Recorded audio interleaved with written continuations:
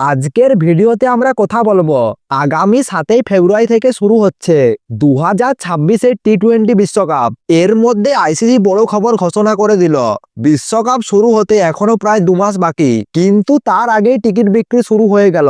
কোথা থেকে টিকিট কাটবেন, দাম কত, পাকিস্তানের ম্যাচ কোথায়, সবকিছু বলবো আজকের ভিডিওতে, তাই ভিডিওটি শেষ পর্যন্ত দেখুন।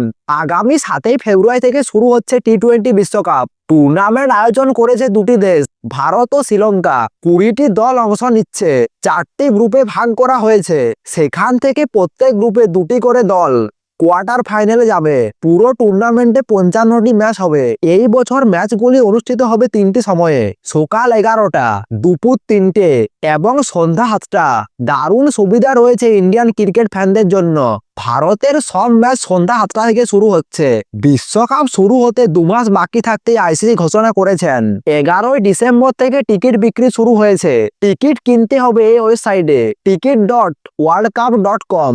আইসিসি জানিয়েছেন এখন প্রথম ফেজের টিকিট বিক্রি শুরু হয়েছে। দ্বিতীয় ফেজ কবে খুলবে তা খুব তাড়াতাড়ি জানিয়ে দেওয়া হবে।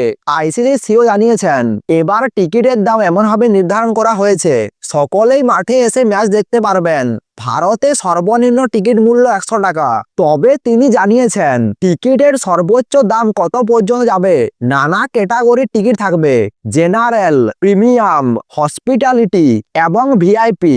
এই বিশ্বকাপের আয়োজক ভারত হলেও পাকিস্তান ভারত সফর করতে রাজি হয়নি, ফলে তাদের সব ম্যাচ অনুষ্ঠিত হবে শ্রীলঙ্কাতে। শ্রীলঙ্কার স্থানীয় দলেরও কয়েকটি ম্যাচ রয়েছে, সুতরাং বড় দর্শকের সমাগম আশা করছে আইসিসি।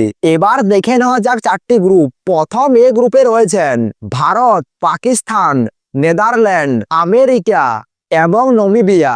বি গ্রুপে রয়েছেন শ্রীলঙ্কা, অস্ট্রেলিয়া, আয়ারল্যান্ড, জিম্বাবুয়ে এবং ওমান।